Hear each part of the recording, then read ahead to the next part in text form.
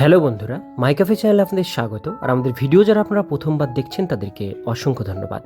তো বন্ধুরা, আজকে আপনাদেরকে দেখাবো আপনারা যারা যারা রোজ ভ্যালিতে পয়সা রেখেছিলেন 2019 সাল বা 10 সালের দিকে যেটা শুরু হয়েছিল, তো যারা যারা আপনারা এজেন্ট আছেন বা যারা যারা পয়সা রেখেছিলেন, এমন কিছু মানুষ আছেন যাদের কাছে রোজ ভ্যালির সার্টিফিকেট আছে, তারা কিন্তু সেই পয়সা ফেরত পাওয়ার জন্য আপনারা অনলাইনে আবেদন করতে পারেন।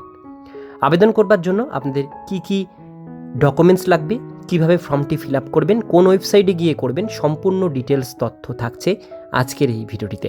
সেজন্য ভিডিওটিকে স্কিপ না করে প্রথম থেকে শেষ পর্যন্ত মন দিয়ে দেখতে থাকুন। চ্যানেলে প্রথমবার হলে সাবস্ক্রাইব করে পাশের বেল আইকনটিকে বাজিয়ে রাখুন, কারণ আমরা এরকমই গুরুত্বপূর্ণ হেল্পফুল আপডেটগুলো আমাদের চ্যানেলে আমরা প্রতিনিয়ত দিয়ে থাকি।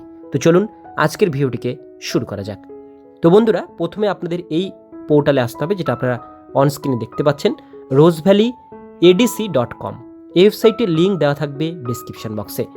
এই পেজটিতে আসবার পরে উপর দিকে দেখতে পাচ্ছেন আপলোড সার্টিফিকেট বলে একটা অপশন আছে ডান দিকে মাথার উপরে। এই আপলোড সার্টিফিকেট অপশানে ক্লিক করলে আপলোড সার্টিফিকেট অপশন আসবে। এখানে তিনটে অপশন পাবেন: ইনভেস্টর, নমিনি এবং আদার্স। যারা যারা ইনভেস্ট করে রেখেছেন টাকা, তারা ইনভেস্টর সিলেক্ট করে করবেন। যাদের যাদের নমিনি, অর্থাৎ কারো নামে সার্টিফিকেট বা করা ছিল রোজ ভ্যালি, কিন্তু সেই ব্যক্তি আর বর্তমানে নেই, তার অবর্তমানে আপনারা নমিনি অপশন চুজ করে আপনারা করতে পারেন। আর আদার্সের ক্ষেত্রে এজেন্ট হোক বা অন্য কোনো মানুষ থাকলে আদার্স অপশন চুজ করে আপনারা ফর্মটি ফিল আপ করতে পারেন। তিনটি অপশন পাবেন। নিচের দিকে আসবেন, প্রথমেই চলে আসবো কোম্পানির নাম।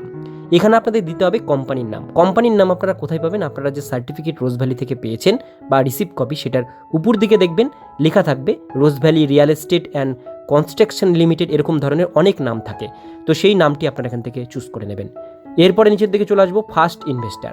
ফার্স্ট ইনভেস্টার মানে যার নামে সেই সার্টিফিকেটটি ছিল তার নামটি দেবেন, তার বয়স দেবেন, নিচে তার জেন্ডারটি এখান থেকে সিলেক্ট করতে হবে, মেল না ফিমেল, নিচে তার ফোন নাম্বারটি দেবেন। আইডেন্টিটি প্রুফের জায়গায় আপনারা Aadhaar card, voter card, PAN card, driving licence এর মধ্যে যে কোনো একটি অপশান চুজ করে তার নাম্বারটি ডান দিকের বক্সে দিয়ে দেবেন। নিচের দিকে চলে আসবে, এখানে আসছি জয়েন্ট হোল্ডার। যদি সেই সার্টিফিকেটটা রোজ ভ্যালির আপনাদের যদি জয়েন্ট অ্যাকাউন্ট করা থাকে, জয়েন্টভাবে যদি করা থাকে, তাহলে দ্বিতীয় যে ব্যক্তি, তার নাম, তার বয়স, তার জেন্ডার, তার ফোন নাম্বার, তার আইডেন্টিটি প্রুফ এখানে আপনাদের দিতে হবে। যদি জয়েন্ট অ্যাকাউন্ট না হয়ে থাকে রোজ ভ্যালির, সেক্ষেত্রে এটা দেওয়ার দরকার নেই, শুধু ফার্স্ট হোল্ডার দেবেন। নিচে চলে আসবে, এখানে যার নামে করা আছে সার্টিফিকেট তার বাবার নাম বা হাজব্যান্ড নেম দেবেন। অ্যাড্রেসের জায়গায় আপনারা গ্রামের নাম, স্ট্রিট আপনাদের রাস্তার নাম, শহরের নাম, পুলিশ স্টেশনের নাম, পোস্ট অফিসের নাম, এগুলো আপনারা ধীরে ধীরে ফিল করবেন। নিচে স্টেট দেবেন ওয়েস্ট বেঙ্গল, ডিস্ট্রিক্ট আমরা দিয়ে দিচ্ছি, আপনাদের ডিস্ট্রিক্ট দেবেন। এখানে পিনকোডের জায়গায় পোস্টাল পিনকোড যেটা আপনাদের, সেটা এখানে ফিল আপ করবেন। যেটা আপনাদের আধার কার্ড অথবা ভোটার কার্ডে থাকে সেটাই দেবেন। নিচে চলে আসবে, এখানে ব্যাঙ্ক অ্যাকাউন্ট ডিটেলস আপনাদের কিন্তু এখানে দিতে হবে। যে ইনভেস্টার যার নামে সার্টিফিকেট আছে রোজ ভ্যালি, তারই অ্যাকাউন্ট ডিটেলস দেবেন। যেমন এখানে ইন্ডিয়ান ব্যাঙ্ক, কোন ব্যাংকের অ্যাকাউন্ট, ব্যাঙ্ক এখানে সিলেক্ট করবেন। ব্রাঞ্চের নামটা আপনাদের কিন্তু এখান থেকে সিলেক্ট করতে হবে। এখানে চলে আসবো, ব্রাঞ্চ কোড আপনাদের দিতে হবে, যেটা আপনারা ব্যাংকের পাসবইয়ের উপরে ডিটেলসগুলো পেয়ে যাবেন। নিচে সেভিংস অ্যাকাউন্ট নাম্বার, আপনাদের যে ব্যাংকের অ্যাকাউন্ট নাম্বার সেটাই বক্সের মধ্যে টাইপ করবেন। ঠিক আছে, তো এই সমস্ত জিনিসগুলো আপনাদের ধীরে সুস্থে কিন্তু এখানে ফিল আপ করতে হবে।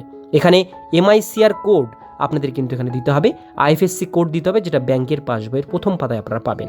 এই সমস্ত ডিটেলসগুলো আপনারা কিন্তু ধীরে ধীরে ফিল আপ করবেন, কারণ এই অ্যাকাউন্টেই কিন্তু আপনাদের টাকাটি দেওয়া হবে। তো এখানে সমস্ত ডিটেলসগুলো ধীরে সুস্থে ফিল আপ করবেন। এবার নিচের দিকে চলে আসবেন, এখানে আছে ডিটেলস অফ ইনভেস্টমেন্ট। এখানে প্রথমে আসবো ইনভেস্টমেন্ট সার্টিফিকেট বা বন্ড নাম্বার। যে সার্টিফিকেট দেওয়া হয়েছে আপনাদেরকে, সেই সার্টিফিকেটের উপরে একটা নাম্বার পাবেন, সেই নাম্বারটি এই বক্সের মধ্যে দেবেন। তারপরে যার নামে সার্টিফিকেট ছিল তার নামটি দেবেন, সার্টিফিকেট হোল্ডার নেম। এরপরে ডেট অফ ইনভেস্টমেন্ট, যে ডেটে আপনারা ইনভেস্টমেন্ট করেছেন সেটাও আপনারা সার্টিফিকেটের মধ্যে পাবেন।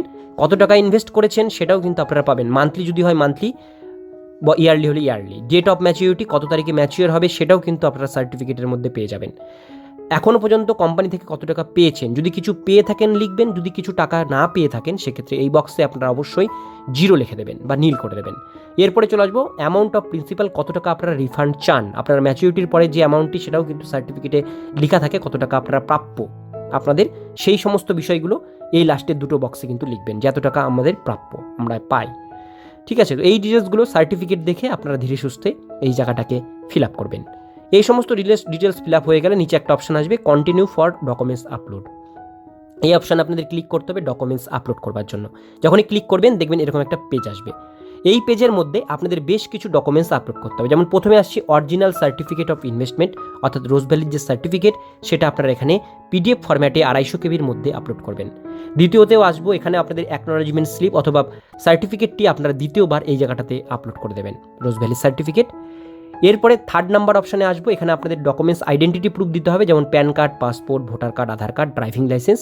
এর মধ্যে যে কোনো একটি আইডেন্টিটি প্রুফ আপনাদের এখানে আপলোড করতে হবে পিডিএফ ফরম্যাটে 250 কেবির মধ্যে। সেটাও আপনারা কিন্তু এই বক্সে চুজ ফাইলে ক্লিক করে আপলোড করবেন। যে অপশানগুলো চুজ করে আপলোড করছেন দেখছেন ডান দিকে গ্রিন টিক চলে আসবে।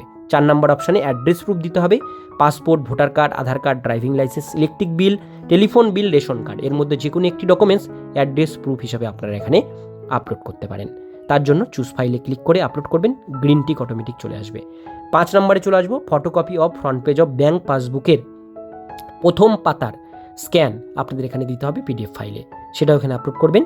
লাস্ট একটি অপশান আছে, আপনাদের ক্যান্সেল চেক এখানে আপলোড করতে হবে, বা চেকের জেরক্স কপি আপনাদের এই জায়গাটাতে আপলোড করতে হবে। আপলোড করবার পর সমস্ত ডকুমেন্টস আপলোড করবার পর আপনারা কী করবেন, সমস্ত গ্রিন টিক যখন চলে আসবে সাবমিট অপশানে ক্লিক করবেন। সাবমিট অপশানে যখনই ক্লিক করবেন আপনারা দেখবেন অনেক সময় সার্ভার খারাপের কারণে অনেক টাইম লাগতে পারে, সেই জন্য বারবার কিন্তু পেজ থেকে ঘুরে যাবেন না বা রিফ্রেশ করবেন না, বারবার সাবমিট অপশানে ক্লিক করবেন। অনেকবার করবার পর একবার হয়তো আপনারা দেখবেন এটাকে সাবমিট নেবে, কারণ সার্ভারটার পরিস্থিতি কিন্তু খুব খারাপ। এরকম অপশান আসতে পারে যে আপনাদের ওয়েট করতে বলতে পারে, সার জন্য এটাকে ওয়েট অপশানে ক্লিক করে এটাকে ওয়েট করবেন আপনারা। এবার আপনাদের যখনই সাবমিট এটা সাকসেসফুলি হয়ে যাবে দেখবেন উপর দিকে এরকম একটা কিন্তু মেসেজ দেবে, ইনভেস্টার সেভড সাকসেসফুলি। দেখতে পাচ্ছেন উপরে একটা মেসেজ দিচ্ছে। এইরকম একটা মেসেজ যখন দেবে তখনই বুঝতে পারবেন আপনাদের ফর্মটি পুরোপুরিভাবে সাকসেসফুলি সেভ হয়ে গেল, অর্থাৎ সাবমিট হয়ে গেল। এটা যতক্ষণ আপনাদের মেসেজ শো না করছে ততক্ষণ আপনারা কিন্তু চেষ্টা করে যাবেন, কারণ এটা ফর্মটি সাবমিট হতে অনেক সময় লাগছে। তো এটাই ছিল আজকের ডিটেলস বিষয় আপনাদের সঙ্গে শেয়ার করবার। আজকের ভিডিও এতক্ষণ পর্যন্তই। ভিডিওটি কেমন লাগলো অবশ্যই কমেন্টে জানাবেন।